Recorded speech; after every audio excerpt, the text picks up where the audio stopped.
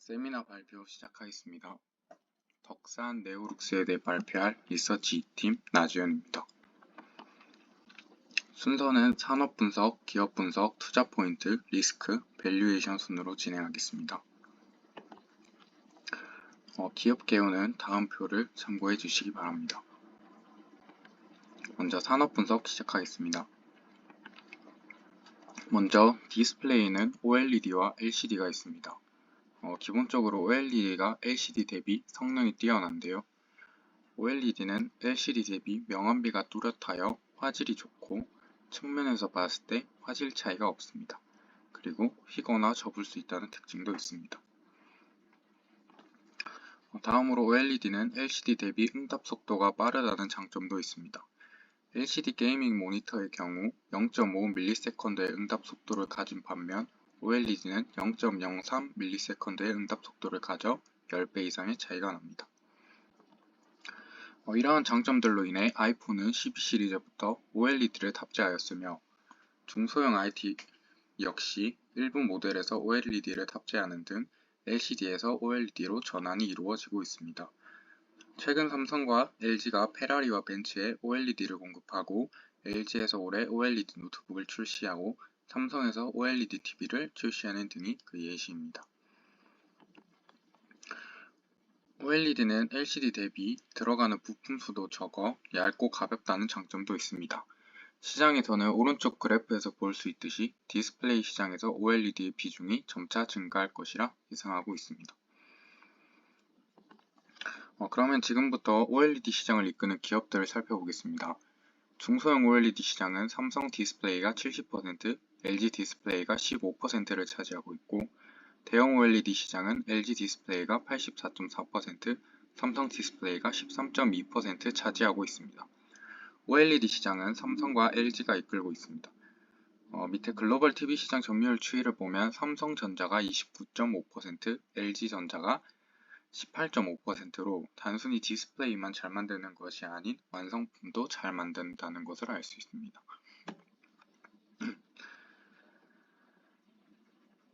왼쪽 그래프는 삼성 디스플레이와 LG 디스플레이의 매출 추이입니다. 이 그래프를 보기 전 오른쪽 그래프를 먼저 보시면 디스플레이 수출은 감소하는 추세입니다. 이를 OLED와 LCD로 나누어 보면 LCD는 감소하지만 OLED는 연평균 8.24% 증가하는 것을 확인할 수 있습니다.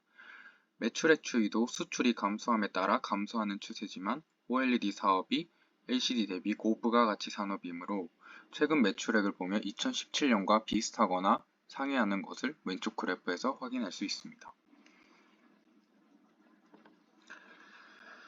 OLED 산업이 성장함에 따라 OLED 소재 산업 역시 성장할 것이고 저는 그중 삼성 디스플레이에 OLED 소재를 납품하는 덕산 네오룩스라는 기업에 집중했습니다. 당사의 OLED 재료 매출은 주로 삼성 디스플레이로 이루어져 있습니다. 판매 방식은 각사에서 발주를 받아 제품을 판매하고 있습니다. 당사의 매출 비중 중 삼성 디스플레이가 차지하는 비중은 2020년 80%, 2021년 95%로 삼성 디스플레이가 매출의 주를 이룹니다. OLED 산업이 성장함에 따라 재료시장 역시 성장하는 모습을 보이고 있습니다. 대형 OLED 재료시장의 경우 연평균 17.21%, 중소형 OLED 재료시장의 경우 16.76%에 성장할 것이라 예상합니다.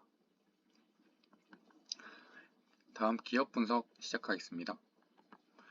OLED와 LCD의 공정 순서 차이를 보면 위에 색칠된 두 가지에서 차이를 보입니다. LCD는 칼라 필터로 색을 구현하는 반면 OLED는 유기물로 색을 구현하기 때문에 이러한 과정이 필요합니다. 중요한 점은 LCD는 유기물이 쓰이지 않지만 OLED는 유기물을 사용한다는 점입니다. LCD에서 OLED로 전환이 이루어짐에 따라 재료시장 중 유기물 시장이 가장 큰 수혜를 받을 것이라고 생각했습니다. 당사는 OLED의 핵심 구성 요소인 유기재료를 생산하는 회사입니다. 주요 제품으로는 오른쪽에 색이 칠해져 있는 레드호스트, R', G', B', HTL이 있습니다. 당사의 매출액 구성을 보시면 유기재료가 100%인 걸 확인할 수 있습니다. 다음은 당사의 매출액과 영업이익 그래프입니다. 꾸준히 증가하는 추세를 보이다가 2022년에 역성장을 했는데 주된 원인이 중국향 매출의 감소입니다. 자본층계 역시 꾸준히 증가하고 있고 부채 비율을 봤을 때 재무 상태가 건전한 기업임을 알 수 있습니다. 당사가 처음부터 모든 유기재료를 삼성 디스플레이에 공급한 것은 아닙니다. 먼저 HTL을 시작으로 2014년 자체 IP를 가지고 레드호스트를, 2017년 자체 IP를 가지고 레드프라임을, 2020년 그린프라임을 양산해 공급하고 최근 블랙 PDL을 개발하고 공급하기 시작했습니다. 당사는 이러한 제품 개발을 위해 매년 매출액의 10%를 연구개발비에 사용하고 있습니다. 당사의 유기재료 생산 과정을 보면 합성, 정제, 성형, 순으로 진행되는데 특히 당사는 정제 기술 특허 보유 및 수율 및 품질 안전성이 타사 대비 우위에 있으며 정제 생산 캐파가 세계 최대입니다. 또한 성형 기술에서 국내 유일 스틱 성형 기술로 높은 생산성 및 품질 경쟁력을 가지고 있습니다. 이러한 기술적 우위를 바탕으로 당사는 글로벌 OLED 소재 시장에서 매출액 기준 2위를 차지했습니다. 다음으로 투자 포인트입니다. 절대 안 한다고 했지만 10년 만에 재진입하는 삼성 OLED TV, 돌아온 삼성 OLED TV 21일 사전 판매 돌입, 영원히 안 한다, 말 뒤집은 삼성 10년 만에 OLED TV 재출시, 삼성 OLED TV가 온다, LG와 경쟁 구도. 기사 제목은 다 다르지만 내용을 보면 삼성의 OLED TV 시장에 재진출한다는 내용이고 저는 첫 번째 투자 포인트로 삼성의 OLED 시장 진출로 잡았습니다. OLED 재진출을 위해 삼성은 기존에 있던 L8 라인 일부를 Q1 라인으로 2020년에 전환했습니다. Q1 라인의 월 패널 생산량을 고려하면 연간 TV 생산량은 180만 대이고 면치율, 수율을 고려 AS를 제외한 연간 출하량은 약 100에서 150만 대일 것이라 예상합니다. 삼성전자 TV 점유율이 약 30%에 따른 출하량은 2017년 3,945만 대, 2018년 3,721만 대, 2019년 4,039만 대로 OLED의 침투율을 고려해 라인 증설이 필요하다고 예상했습니다. 2단계 QD-OLED의 2단계 투자는 올해 중반 결정 예정입니다.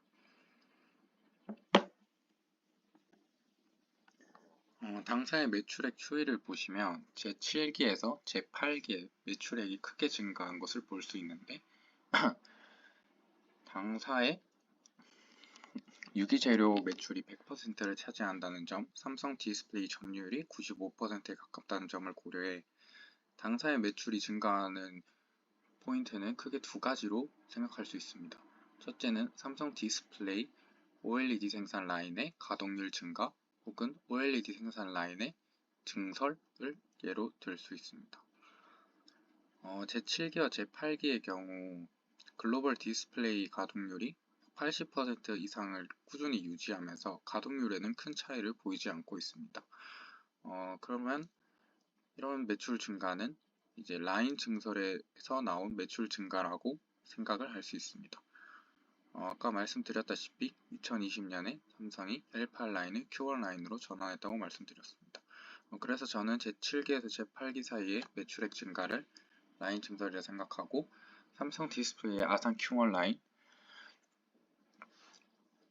매출액 증가분을 제8기 매출액에서 제7기 매출액을 뺀 약 471억 원을 라인 증설 HTL 매출 증가분이라 생각했습니다. 그리고 제8기에서 제9기 매출 역성장은 앞에서 말씀드렸다시피 중국향 매출액 감소가 영향입니다. 앞에 그림을 보시면 이제 대형 디스플레이에 사용되는 이제 패널 구조입니다. 소형 디스플레이의 경우 한 층을 쌓아서 한 층만을 쌓아서 패널을 구성하는 반면 대형 디스플레이의 경우 수명 문제나 버닝 문제를 해결하기 위해 여러 층을 쌓아서 만듭니다. 기존에 만든 삼성의 QD-OLED는 중간에 있는 그림에서 확인할 수 있듯이 HTL이 3개가 쓰입니다. 2023년부터 양산되는 QM2라고 불리는 대형 OLED 패널에서는 HTL이 4개가 쓰인 것을 확인할 수 있습니다.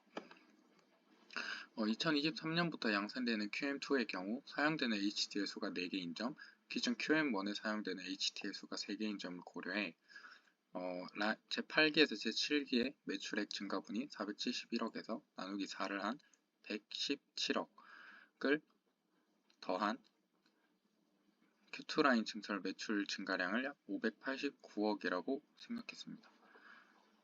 Q1라인의 연간 TV 생산량이 100에서 150만 대인 점을 고려했을 때 추가 증설이 필요할 것이라 예상했습니다. 다음 두 번째 투자 포인트입니다.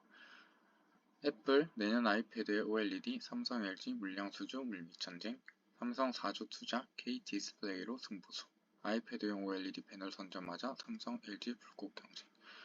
저희 두 번째 포인트는 이제 아이패드용 OLED, 그러니까 애플이 아이패드에 OLED를 탑재하는 것을 저희 두 번째 투자 포인트로 잡았습니다.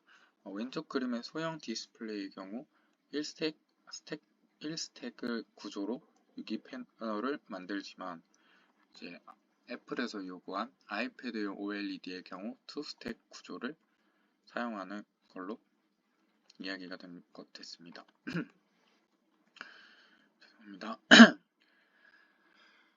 8.6세대 IT용 OLED 신규 라인의 월 생산량이 1.5만 대인 점을 감안하고 HTL 수가 2개인 점을 감안해 이제 Q2 라인 증설 매출 증가량이 589억에서 Q2 라인의 패널 생산량이 월 3만 대, HTL 수가 4개인 점을 감안해서 8.6세대 IT용 OLED 신규 라인 매출 증가량은 Q2 라인 증설 매출 증가량의 나누기 2와 나누기 1을 한 나누기 4로 약 147억 원으로 예상했습니다. 다음 리스크 가겠습니다. 당사 2022년 가동률을 보시면 51%, 2021년 가동률을 보시면 92.8%, 2020년 가동률은 84.5%입니다. 당사의 가동률이 감소한 이유는 OLED, LCD를 포함한 디스플레이 수출이 1년 전 동기 대비 37.7% 감소했다는 점과 시장 조사 업체 옴디아에 따르면 OLED 디스플레이 공장 가동률이 올 상반기 평균 60% 미만을 보이며 수요 둔화에 직면할 것으로 예상했다는 점에서 가동률이 감소한 것을 확인할 수 있습니다. 다음 두 번째 리스크입니다. 애플 2023년 출시 예정 아이패드에 OLED 패널 도입, 10.86인치 애플 첫 OLED 아이패드 프로젝트 중단, 애플 OLED 아이패드 2024년 나올까 삼성 디스플레이 논의 중. 2022년 이르면 2023년 OLED를 탑재한 아이패드를 출시한다고 기사가 났었지만 이는 사실상 연기가 됐다고 봐야 합니다. 2024년 역시 이와 마찬가지로 연기될 가능성이 있는데 다만 삼성이 IT용 OLED에 4.1조를 투자한 점, LG 디스플레이가 추가로 6세대 라인을 증설한 점을 고려했을 때 2024년 일부 모델에 한해 OLED가 적용될 가능성이 있다고 생각했습니다. 다음 밸류에이션 가겠습니다. 다음 표는 참고해 주시기 바라겠습니다. 2023년 추정치 가겠습니다. 2022년 전세계 디스플레이 팹 가동률이 72%인 점을 고려하고 2023년 1분기 66%, 2분기 74%이지만 OLED 수요가 증가가 더딘 점을 감안하였고 2023년 가동률이 60%로 추정했습니다. 2023년 매출을 2022년 매출에서 16.6% 감소한 1,473억으로 추정하였고 매출 원가는 2022년 60%, 2021년 62%, 2022년 64% 비교적 일정하게 유지되는 걸 확인하였고 3개년 평균이 62%를 적용해 913억 도출하였습니다. 환관비 역시 3개년 평균을 적용해 129억으로 추정하였고 당기순이익 348.6억에서 발행 주식수로 나누어 EPS 1,403원 계산했습니다. 그리고 PER 역시 3개년 평균치를 적용해 2023년 목표 주가는 36,900원으로 투자 의견 홀드 제시하겠습니다. 2024년은 디스플레이의 수요가 증가해 가동률이 72% 수준으로 돌아올 것이라 예상했고, QD-OLED, Q2 라인 증설로 인한 매출 증가분 약 589억과 아이패드를 위한 8.6세대 IT 라인 추가 증설로 인한 매출 증가분 약 147억 원을 발행하여 매출액 2,504억 원으로 추정하였습니다. 매출 원가는 위와 동일하게 3개년 평균을 적용하여 1,552억으로 추정하였고, 판관비 역시 위와 동일하게 3개년 평균을 적용해 220억으로 추정하였습니다. 단기순이익 582.6억에서 발행 주식수를 나눠 EPS 2,346원으로 예상하였고, 이에 PER 3개년 평균을 적용해 2024년 목표주가 61,700원으로 상승 여력 42% 투자 의견 바이 제시하겠습니다.